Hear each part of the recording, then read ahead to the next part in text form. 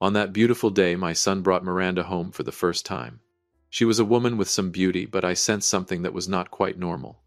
Instead of simple, polite gestures, her eyes kept moving. They did not stop at my smile. They swept across the living room.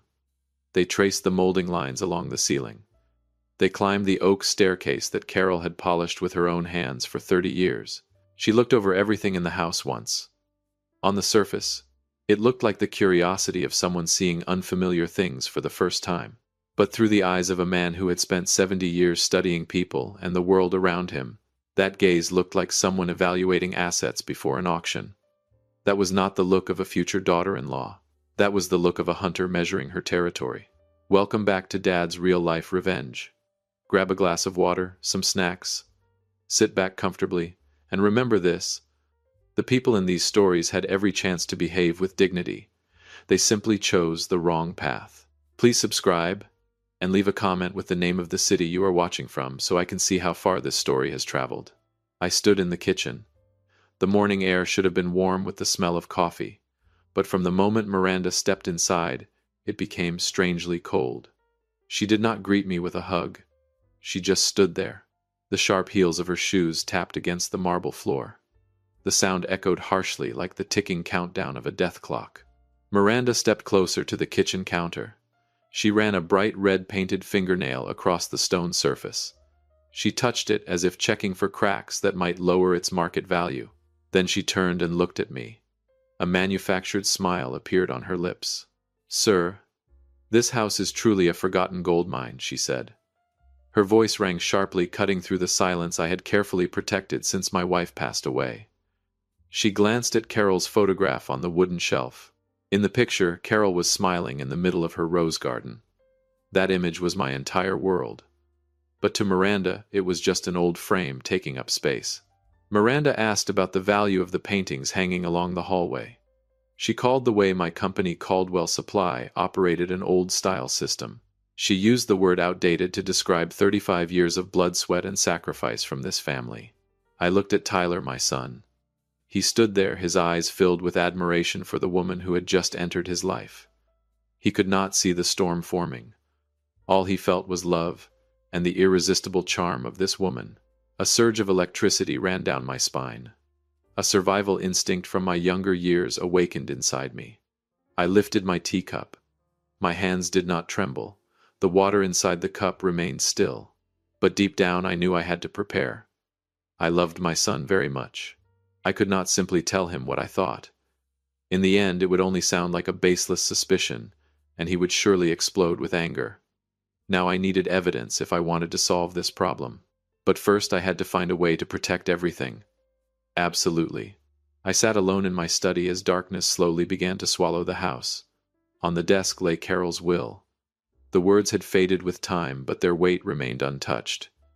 My wife had not only left money behind, she had left the soul of the Caldwell family within every brick of Caldwell Supply.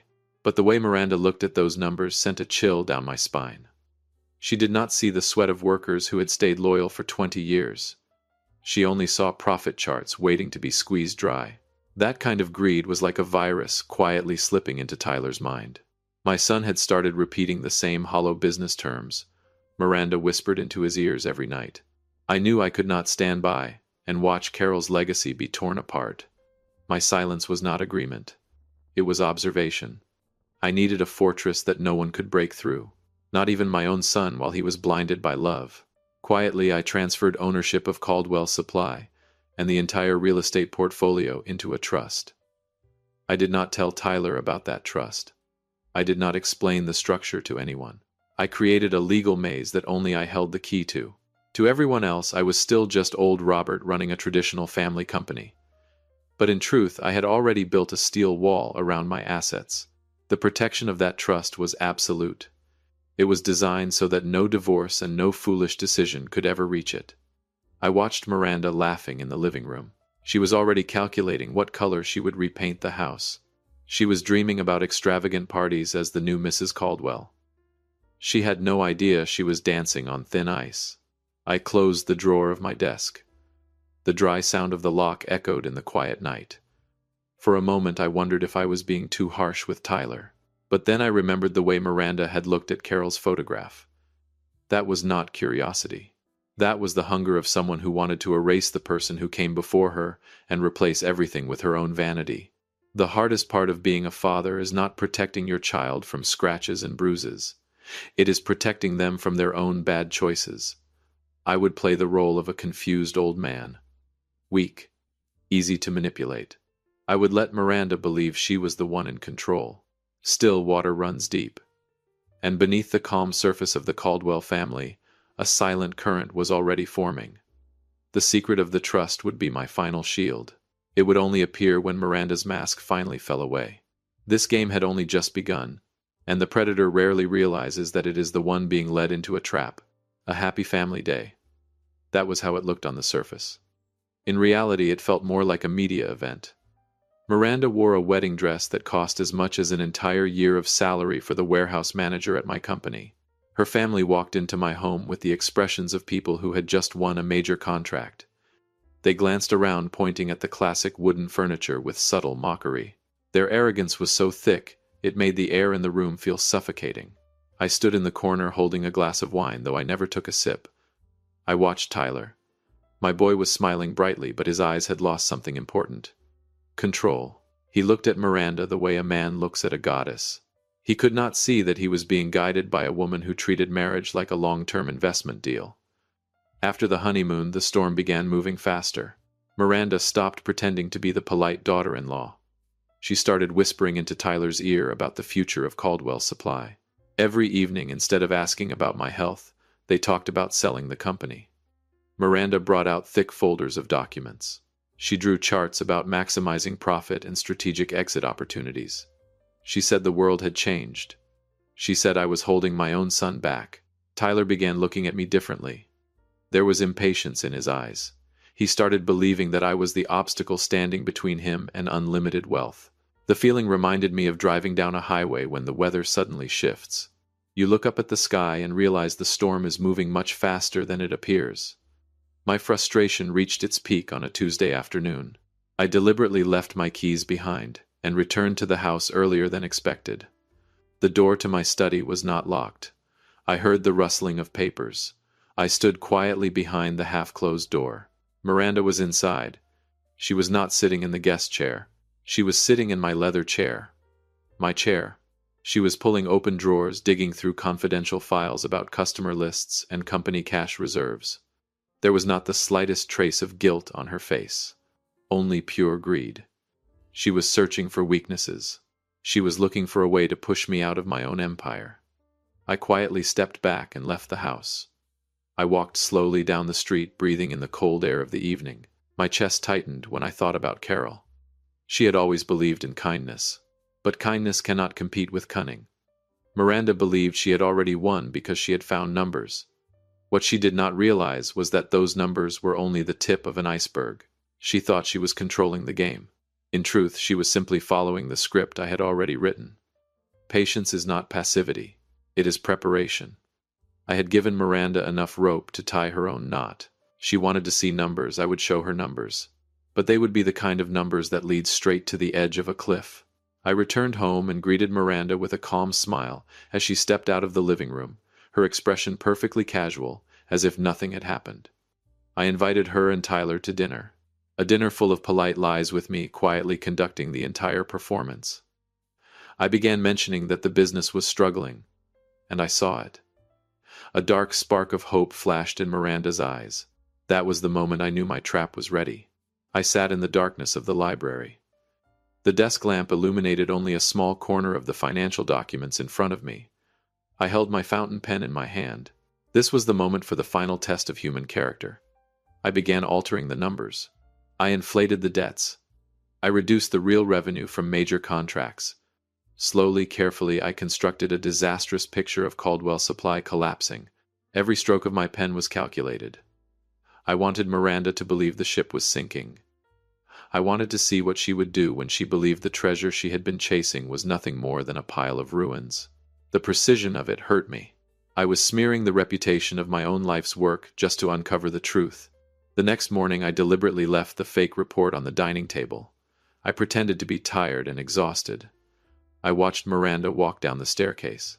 She brushed past me and casually poured herself a cup of coffee. But her eyes were immediately drawn to the folder stamped confidential. I stood up and left the room. From the hallway, I watched through the crack of the door. Miranda lunged for the folder.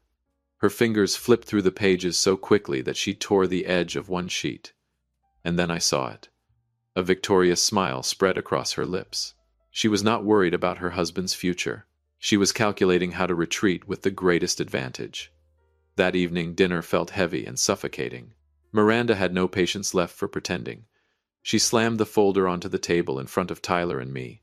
Her voice carried the tone of command. She declared that the company's value was collapsing day by day. She insisted that we had to sell immediately before everything fell to zero.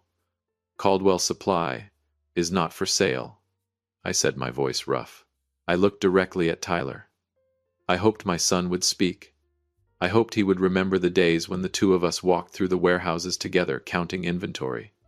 But Tyler only lowered his head. He mumbled that we had to be realistic.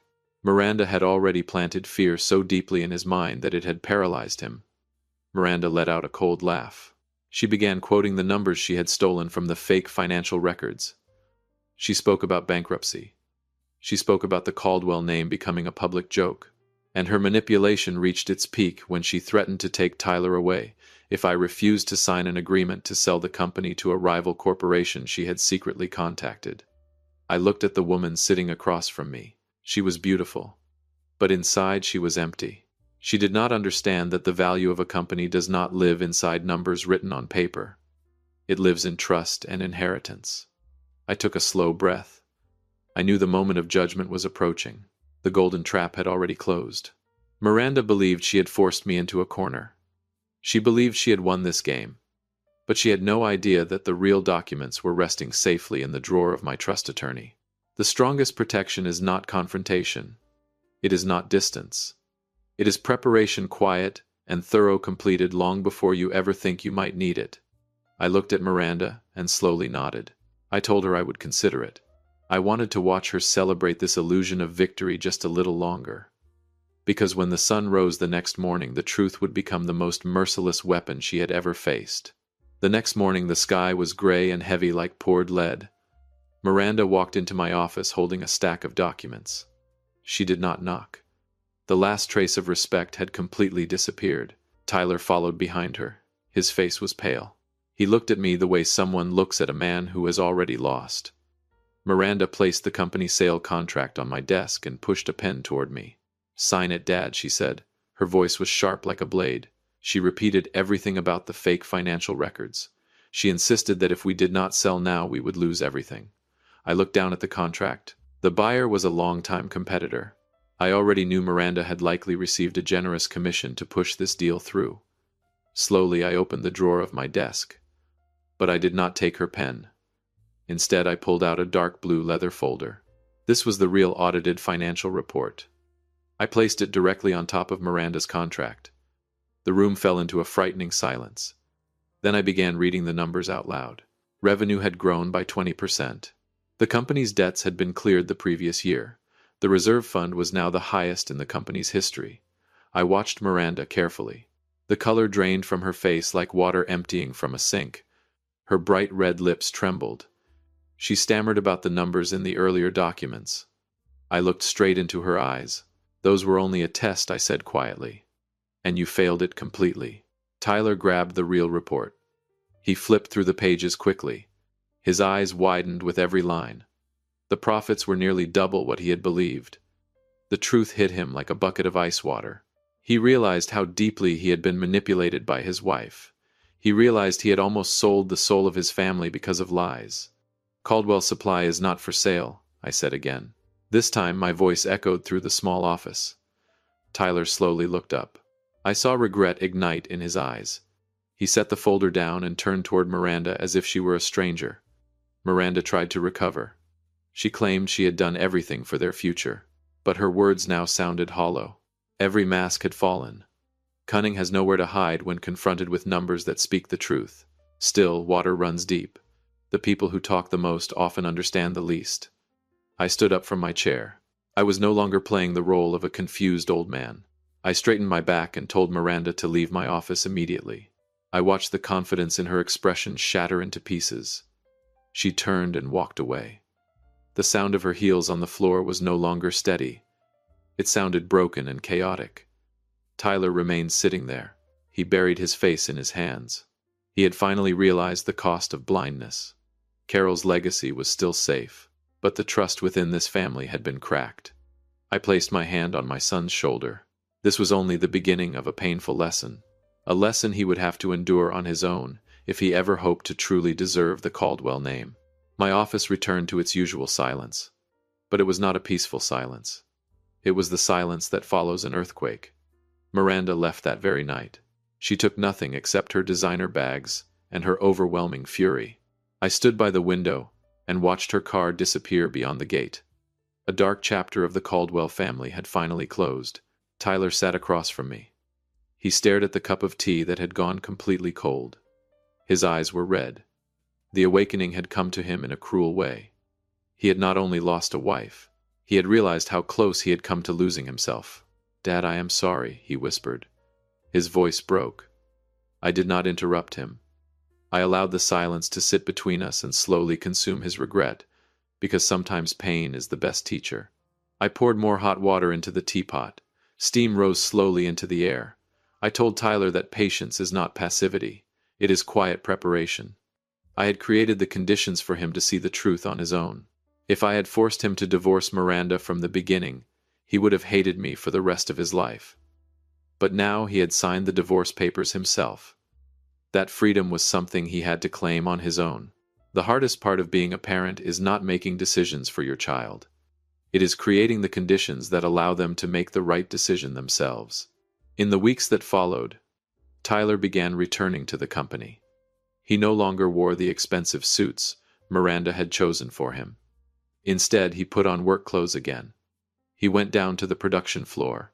He relearned how every machine worked. He spoke with the older workers, the same men who had treated him like family since he was a small boy. He was learning how to rebuild the legacy from the smallest things. One afternoon, Tyler asked me about the true beginning of Caldwell Supply. He wanted to hear about the early days when Carol and I survived on dry bread so we could save enough money to buy raw materials. I told him about faith. I told him that you must never hand the keys of a legacy to someone who never helped build it. We sat together in the old kitchen. Carol's photograph seemed to be smiling again. Warmth had returned to the house. The storm had passed, leaving behind a stronger foundation. I looked at Tyler and saw a reflection of myself 30 years earlier. A man who had finally understood that real value does not live in profit charts. It lives in integrity and persistence. The story of my family is a reminder. Quiet preparation always defeats impatient greed. Let still waters run deep, and always be the one who holds the key to your own life. Life never returns to its old state overnight.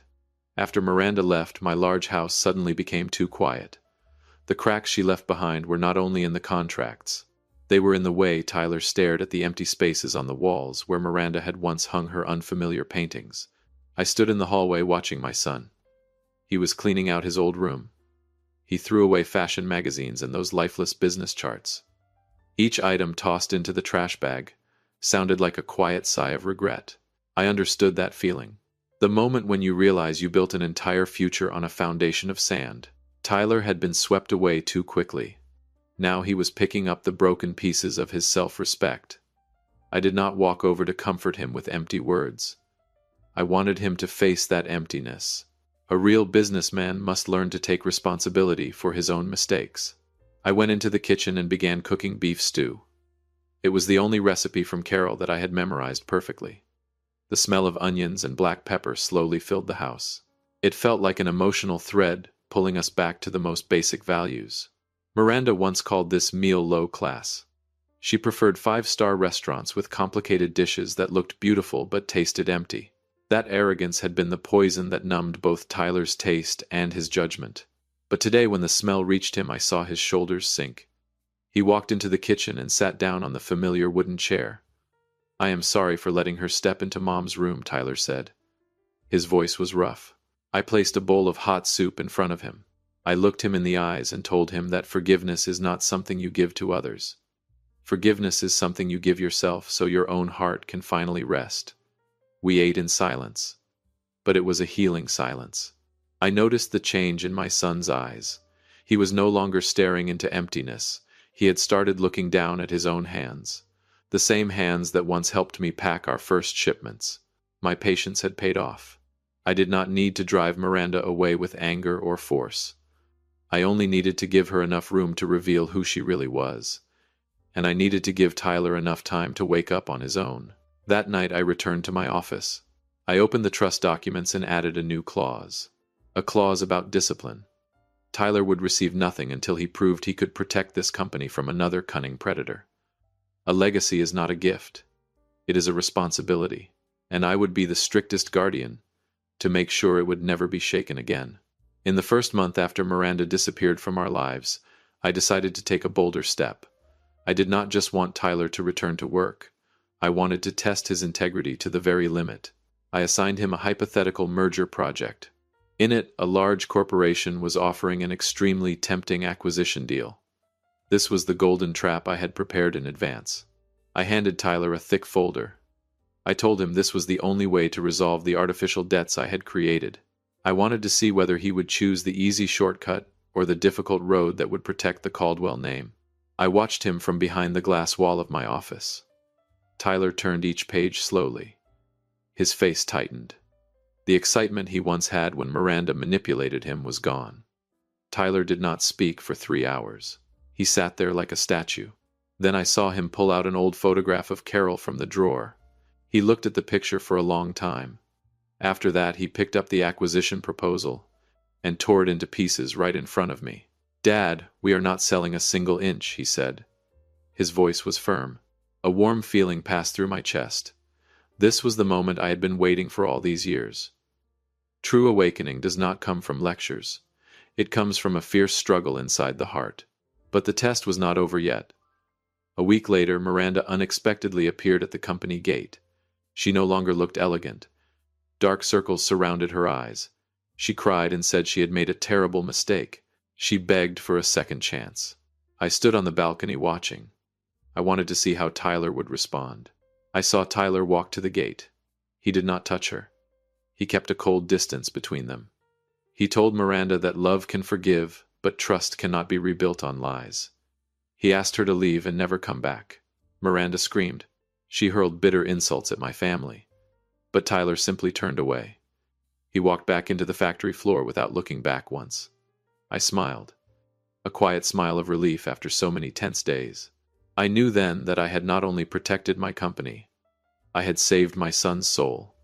Miranda's cunning had been defeated not by money but by the awakening of the very man she once believed was her pawn. That night I invited all the longtime employees of the company to dinner at my house. We did not talk about numbers. We talked about memories. I watched Tyler laughing with the old workers. I knew Carol was somewhere smiling as she looked down on us. Her legacy had finally been placed in the right hands. Quiet preparation had brought a more meaningful victory than any financial triumph ever could. The boardroom of Caldwell Supply had never felt so tense. I sat at the head of the table. Across from me were 2 lawyers from the corporation that had tried to take us over through Miranda. They brought stacks of legal documents they believed were the fatal weakness of our company. They looked at me with quiet triumph, convinced that this old man had already run out of time. Tyler sat beside me. His silence was remarkable. The confusion of a man blinded by love was gone. He looked straight at those lawyers, his eyes carrying a cold focus I had never seen before.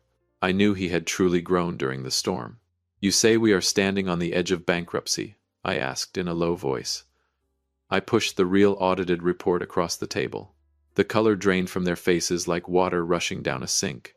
When they saw the real cash flow and the absolute protection of the trust, every argument they had prepared collapsed instantly. They began to stumble over their words. They searched desperately for a dignified way out. But Tyler did not give them that chance. He stood up. Calmly, he listed the fraudulent actions Miranda had taken under their guidance. He spoke about the theft of confidential business information. He outlined the legal consequences they would face if they did not leave immediately. I looked at my son. Pride rose quietly in my chest. I did not need to say a word. He was conducting this, cleansing himself. The outsiders were pushed back by the power of the truth. Miranda had only been a pawn on their larger chessboard, and that pawn had already been removed from the game. When the men finally left in humiliation, I looked around the office. These walls had witnessed the difficult beginning Carol and I built together. Now they were witnessing the rebirth of an empire. Not an empire built on greed, but one built on loyalty and integrity. This cleansing was not only for the company, it was for our souls as well. Tyler and I stepped out onto the balcony and looked down at the factory floor humming with life below. The sound of machines echoed like the music of living things.